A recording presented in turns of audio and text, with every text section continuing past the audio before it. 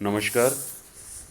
मैं डॉक्टर भवशेखर, सहायक आचार्य राजनीति विज्ञान, राजकीय मीरा कन्या महाविद्यालय उदयपुर।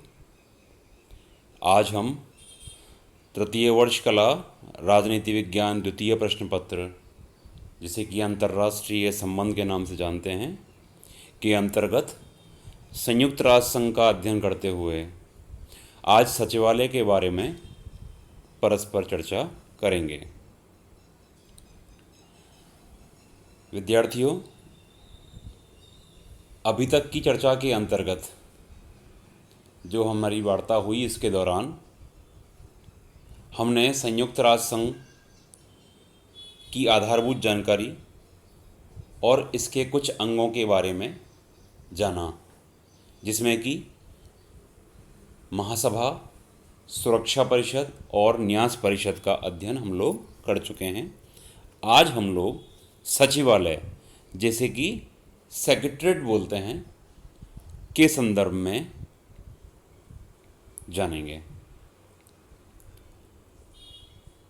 सचिवालय जो है वो संयुक्त राष्ट्र संघ के जो 6 प्रमुख अंग हैं उनमें से एक है। संयुक्त राष्ट्र संघ के जो अन्य प्रमुख अंग हैं वो अपने अपने कार्यकाल के अनुसार बदलते रहते हैं, लेकिन सचिवालय के साथ ये बात नहीं है, क्योंकि इसके अंतर्गत स्थायी सेवाओं के जो व्यक्ति हैं वो काम करते हैं। अतः यह एक स्थायी संस्था है जिसका काम निरंतर चलता रहता है। एक विद्वान हुए हैं मैक्सवेल कोहन, उन्होंने कहा है कि संयुक्त राष्ट्र संघ के अन्य अंगों की अपेक्षा कहीं अधिक महत्व वाला अंग सचिवालय है, जो कि महासभा और सुरक्षा परिषद के नियतकालिक अधिवेशनों को वास्तविक, स्थायी एवं शाश्वत स्वरूप प्रदान करता है। अंतर्राष्ट्रीय व्यवस्था में वह केंद्र बिंदु है। इसके अभाव में संपूर्ण संयुक्त राष्ट्र संघ सूचना व सहयोग के केंद्रों से वंचित हो जाएगा। कोहन महोदय ने ये कहा। तो कोहन महोदय का जो ये वक्तव्य है, यह सचिवालय की महत्ता को दर्शा रहा है। यह बता रहा है कि सचिवालय के अभाव में महासभा और जो सुरक्षा परिषद हैं वो भी समुचित रूप में कार्य नहीं कर पाएंगे। अतः जो सचिवालय है वो संयुक्त राष्ट्र संघ के जो कार्य हैं उनको वास्तविकता और शाश्वतता का स्वरूप प्रदान करने में सहयोग करता है। अब हम बात करते हैं सचिवालय के संगठन की। तो सचिवालय का जो संगठन है उसके संदर्भ में हमें ये जानना चाहिए कि यह जो है वो संयुक्त राष्ट्र संघ का प्रशासनिक अंग है, मतलब एक एडमिनिस्ट्रेटिव बॉडी है उसकी। सचिवालय में एक महासचिव और अन्य कर्मचारी होते हैं। महासचिव की जो नियुक्ति है वो 5 वर्षों के लिए सुरक्षा परिषद की सिफारिश पर महासभा के द्वारा होती है। सुरक्षा परिषद सिफारिश करती है और महासभा अपॉइंट कर देती है। उसका जो वार्षिक वेतन है वो $20,000 अनुमानित होता है, और यह राशि जो है वो टैक्स फ्री होती है, कर मुक्त होती है। महासचिव संयुक्त राष्ट्र संघ का मुख्य प्रशासकीय अधिकारी होता है। महासभा द्वारा बनाए गए नियमों के अनुसार महासचिव सचिवालय के कर्मचारियों की नियुक्ति करता है। आर्थिक एवं सामाजिक परिषद, न्यास परिषद तथा आवश्यकतानुसार संयुक्त राष्ट्र संघ के अन्य अंगों के लिए आवश्यक कर्मचारी नियुक्त होते हैं। वे सभी सचिवालय के ही भाग होते हैं। इनकी जो नियुक्ति है और सेवा की जो शर्तें हैं वो इनकी कार्यक्षमता, योग्यता, ईमानदारी के स्तरों पर की जाती है। उनकी नियुक्ति जो है वो भौगोलिक आधार को ध्यान में रख करके भी की जाती है।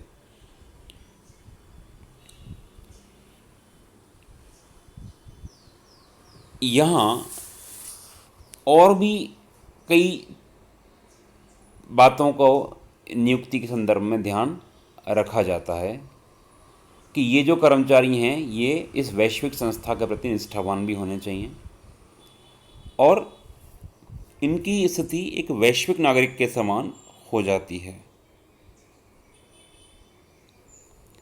संयुक्त राष्ट्र संघ के अंतर्गत जो सचिवालय है इसका अत्यधिक विस्तार हुआ है।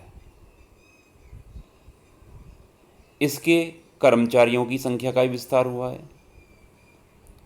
संयुक्त राष्ट्र संघ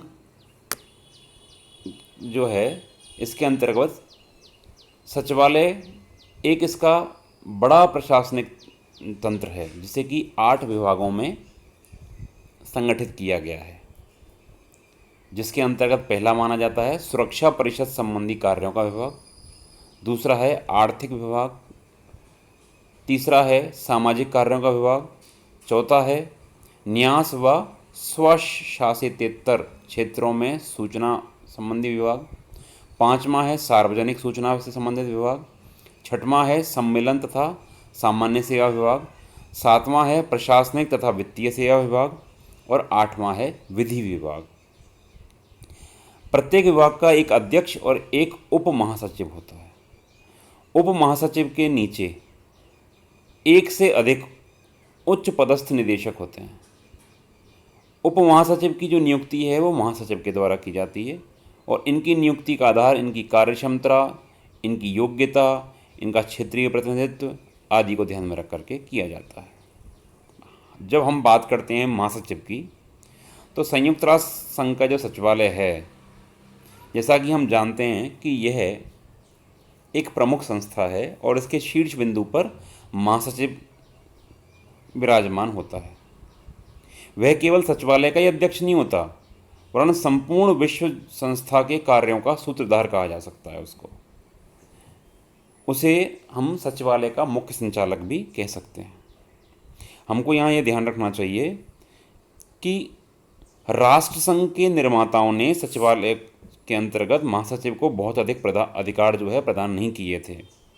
वे अपने विवेक का बहुत कम उपयोग करने के लिए अधिकृत थे। राष्ट्रसंघ के अंतर्गत जो महासचिव था उसको अधिकतर प्रशासकीय अधिकार उपलब्ध थे, केवल प्रशासकीय अधिकारी थे उसके पास में। द्वितीय विश्व युद्ध के पश्चात जब नवीन अंतर्राष्ट्रीय संगठन के निर्माण की चर्चा होने लगी तो महासचिव को व्यापक अधिकार दिए जाने पर सक्रिय रूप से विचार किया गया। तो तभी से महासचिव को केवल प्रशासकीय कार्य देने के अलावा सुरक्षा परिषद के सामने आवश्यकता पड़ने पर ऐसे मामलों को भी ला जा सकता है जो उसकी राय में अंतर्राष्ट्रीय शांति व सुरक्षा के लिए आवश्यक हों। इस प्रकार हम कह सकते हैं कि जो महासचिव है वो अंतर्राष्ट्रीय शांति और सुरक्षा में भी महत्वपूर्ण योगदान देता है।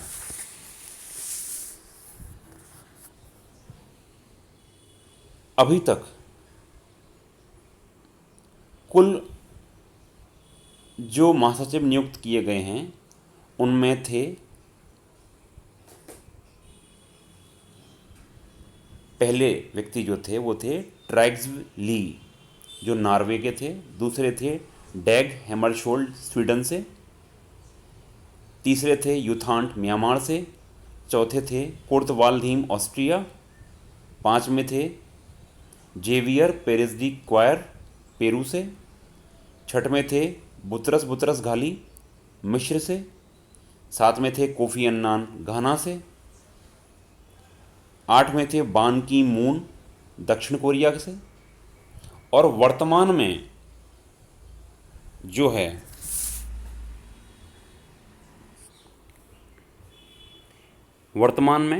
एंटोनियो गुटेरस जो कि पुर्तगाल के प्रधानमंत्री भी रह चुके हैं, वे संयुक्त राष्ट्र संघ सचिवालय के महासचिव का जो दायित्व है वो सन 2017 से निभा रहे हैं। जब हम महासचिव के कार्यों के संदर्भ में बात करते हैं तो हमको यह बात ध्यान रखनी चाहिए कि जो महासचिव है वो मूल रूप से 6 प्रकार के कार्य करता है, जिसमें से पहला आता है सामान्य प्रशासन से संबंधित कार्य। तो संयुक्त राष्ट्र संघ का जो चार्टर है उसके अनुसार महासचिव सचिवालय का मुख्य प्रशासनिक अधिकारी होता है और इस कारण से जो महासचिव है वो महासभा, सुरक्षा परिषद, आर्थिक व सामाजिक परिषद, न्यास परिषद सभी की बैठकों में भाग लेता है तथा वह सभी कार्यों का संपादन करता है। जो कि ये जो अंग हैं उसको सौंपते हैं, उन सब कार्यों का संपादन उसके द्वारा किया जाता है। महासचिव संस्था के कार्य की वार्षिक रिपोर्ट महासभा को प्रेषित करता है। वास्तव में महासभा जो है उसका वार्षिक अधिवेशन महासचिव की रिपोर्ट पर बहस से प्रारंभ होता है। तो इस प्रकार से हम देख सकते हैं कि सामान्य प्रशासन संबंधी जो कार्य हैं वो महासचिव के द्वारा किया जाते हैं। दूसरा कार्य है तकनीकी कार्य, जिसके अंतर्गत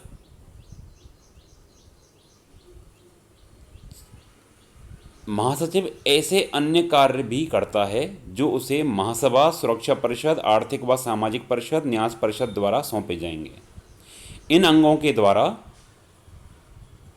सौंपे गए तकनीकी कार्यों को भी महासचिव संपादित करता है। तकनीकी कार्यों में लगभग सभी प्रकार के प्रश्नों का अध्ययन, रिपोर्ट, सर्वेक्षण आदि इसके अंतर्गत समाहित होते हैं। तीसरा कार्य है सचिवालय का प्रशासन। तो स्वाभाविक है, चूंकि महासचिव सचिवालय का प्रमुख अधिकारी है, अतएव सचिवालय के प्रशासन के लिए पूर्ण रूप से उत्तरदायी होता है। चौथा आता है वित्तीय कार्य। तो महासचिव के कार्यों के अंतर्गत संयुक्त राष्ट्र संघ के बजट का संचालन सुचारू रूप से हो और वह हो रहा है अथवा नहीं हो रहा है, इस संदर्भ में संपूर्ण उत्तरदायित्व महासचिव का होता है। अतः वह संयुक्त राष्ट्र संघ का बजट तैयार कराता है, जिसे कि सलाहकार समिति के सम्मुख प्रस्तुत किया जाता है। तो इस प्रकार से हम कह सकते हैं कि महासचिव जो है वो संयुक्त राष्ट्र संघ की जो निधियां हैं उनका रक्षक है और उनके व्यय के लिए वही उत्तरदायी होता है। पांचवा आता है प्रतिनिधित्व संबंधी कार्य, प्रतिनिध्यात्मक कार्य या प्रतिनिधित्व, रिप्रेजेंटेशन के जो वर्क हैं वो। हम स्पष्ट बात है कि जो महासचिव है वो संयुक्त राष्ट्र संघ के अंतर्गत एक ही होता है, जो कि इसके एजेंट के रूप में भी कार्य करता है या प्रतिनिधि के रूप में भी कार्य करता है। जो विभिन्न अभिकरण हैं और सरकार जो हैं उनके साथ वार्ताओं में संयुक्त राष्ट्र संघ के प्रतिनिधि के रूप में वह भागीदारी निभाता है और जितने भी कोई संधि समझौते किए जाते हैं उनको उसके लिए महासचिव ही वह कार्य करता है। छठवां है राजनीतिक कार्य। तो संयुक्त राष्ट्र संघ का महासचिव कुछ राजनीतिक कार्य भी करता है। महासचिव किसी ऐसे मामले की ओर सुरक्षा परिषद का ध्यान दिला सकता है जिससे उसके विचार में अंतर्राष्ट्रीय शांति व सुरक्षा के समक्ष संकट उत्पन्न हो।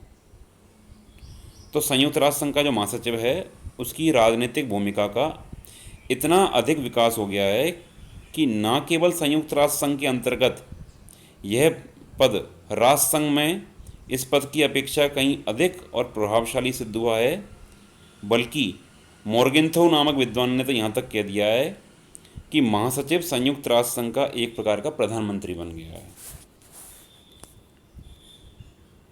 तो जो महासचिव है उसकी राजनीतिक भूमिका जो है वो वास्तव में एक अंतर्राष्ट्रीय वार्ताकार के रूप में, प्रतिष्ठा रक्षक सूत्रों के रचयिता के रूप में और विश्व की आत्मा की आवाज़ के संरक्षक के रूप में मानी जा सकती है। जब हम महासचिव की भूमिका की बात करते हैं तो यहाँ स्पष्ट है कि महासचिव का जो पद है वो अत्यंत महत्वपूर्ण है। उसे केवल प्रशासनिक कार्यों का ही निर्वहन नहीं करना पड़ता, बल्कि राजनीतिक उत्तरदायित्वों को भी पूरा करना पड़ता है। उसका जो कार्य है वह उतना ही विशाल है जितना वह उसको बना सकता है। उसकी भूमिका उतनी ही व्यापक है जैसे कि जितना कि वह उसको वैधानिक अधिकार प्राप्त हैं, जितनी उसमें योग्यता है। तो हम कह सकते हैं कि जो महासचिव है वो अपने व्यक्तित्व, अपने कृतित्व के माध्यम से संयुक्त राष्ट्र संघ के अंतर्गत जो चार्टर में निहित उद्देश्य हैं उनकी पूर्ति हेतु निरंतर प्रयासरत रहता है। एक विद्वान हुए हैं लियोनार्ड। यदि उनके शब्दों को हम समझें तो वास्तव में गहरे मायने हैं इसके। लियोनार्ड कहते हैं कि महासचिव की वार्षिक रिपोर्ट अमेरिकन राष्ट्रपति के संदेशों के समान प्रभावशाली है। महासभा में प्रस्तुत किए जाने वाले प्रस्तावों को तैयार करने में भी महासचिव की अत्यंत महत्वपूर्ण भूमिका होती है। तो यहाँ पर लियोनार्ड महोदय ने जो कहा है वो वास्तव में महत्वपूर्ण है कि जितना अमेरिका का राष्ट्रपति अपने संदेशों में महत्वपूर्ण है, उतना ही महासचिव भी अपनी रिपोर्ट्स के माध्यम से अपनी प्रभावशाली जो स्थिति है उसको प्रकट करता है। सचिवालय के संदर्भ में इतना ही पर्याप्त है। नमस्कार।